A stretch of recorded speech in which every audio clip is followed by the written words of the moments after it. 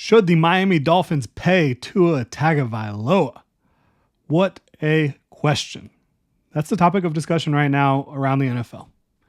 It's a tough question to answer on the surface, in my opinion, but peel back the layers a little bit, and I will come to a conclusion here for y'all. You might agree, you might disagree, but we're going to dive into it. You know, Tua has been the quarterback of some extremely potent offenses in Miami. He has thrown a lot of touchdown passes the last couple of years, won a bunch of games in the regular season. He's delivered some brilliant passes over the middle, deep down the field to Tyreek Hill, Jalen Waddle. To me, Tua is in the tier of quarterback that you can win with in the right situation. And I did a quarterback tiers video a few weeks back. To me, he is not a franchise elevator. Like, a franchise elevator is a player that no matter what situation you're in, he's going to make your team better. He's going to raise your franchise up. And then I also don't have him as a quarterback that you can win because of in the right situation. I think that he's someone you can win with in the right situation. Why do I feel this way? Does he have a plus arm? No. Does not have a particularly strong arm. He is a quarterback that struggles immensely outside the numbers, intermediate. And that's the area of the field where you really see arm strength come into play. It's astounding how poor he's been. He's completed less than 50% of his passes in that area of the field over his career. Like, that is a major flaw. And it's hard to get past that. It's hard to have a fully developed offense when you can't hit that area of the field at all. So, does he have a plus arm? No, he does not. Does he have plus playmaking ability and creativity? Absolutely not. I would say that it's below average, quite frankly. He's not particularly safe with the football. Like, he's not one of the most turnover-prone quarterbacks in the league, but he's also not super safe. What he is right now, in my opinion, is a quarterback that will be decisive when getting the ball out quickly. He will take these quick, deep shots, again, to the fastest receiver duo in football, Tyreek Hill and Jalen Waddle. He is accurate enough. He has good enough timing and pace and anticipation, feel to live in that world. Does a very good job in that. I give him credit. He does a very good job in that. Take that away, though. Take the quick game away. Take the middle of the field away. How can he adapt? We don't have the answer to that question.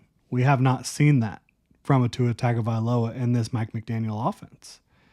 Now, if you enjoy the videos here, please consider subscribing. Helps me out a ton. Would really appreciate it. Appreciate y'all being here. So, am I good with paying Tua Tagovailoa, who, again, I think is a quarterback you can win with in the right situation, market value? And what is market value? I know Trevor Lawrence just got $55 million. Joe Burrow sitting there at $55 million as well. Those two deals aren't the same. Burrow has a lot more guaranteed, and also at the time of signing, the percentage of the cap much greater in Joe Burrow's situation. So for me, when I'm looking at Tua, I think that market value for him is in the same range as what Jared Goff got. I do think that, about $53 million per year. So am I willing to pay him that over like a 4 or 5 year deal, which is probably what it would take? You know, quarterbacks going into their second contract, they are looking to potentially make the most that they will throughout their entire NFL career. And that's what his representation is going to be advising him. Tua is a fiery guy. We know that's what he's looking for. He wants to be viewed by the Dolphins as their franchise quarterback. So I have to look at my alternatives at the position, right? How do I get better than what I have in Tua Tagovailoa and not throw away this perceived window with Mike McDaniel, Tyreek, Jalen Waddle, all the other talent on this roster? How do we do that? Do you look to the draft next year? I've got news for you. Caleb Williams, Drake May, they are not in the draft in 2025. Those were two exceptional talents. I really like Carson Beck. I do. I like some of the other options in the draft as well. There are some other potential risers. I don't think that's the first direction you look, though. Now, would Tua's representation accept a market average per year on like a 3-year deal with a 2-year team out? Probably not. Like, that would give you some flexibility to pivot if you're Miami. But if you're Tua's representation, are you going to accept that? Probably not. Because if Tua did hit free agency, I think there would be several teams willing to pay pretty darn good money for him. Top of the market? I don't see that. Maybe. But is there a quarterback out there that we could pivot to in the near future, in the next year or two, that significantly raises your team's ceiling? Your ability to potentially contend for a Super Bowl? Because I've got news for you. Right now, I don't think that the Dolphins are in Super Bowl contention. For me, Dak Prescott. I'll tell you what, I would much rather pay Dak Prescott than Tua Tagovailoa top of the market. Straight up.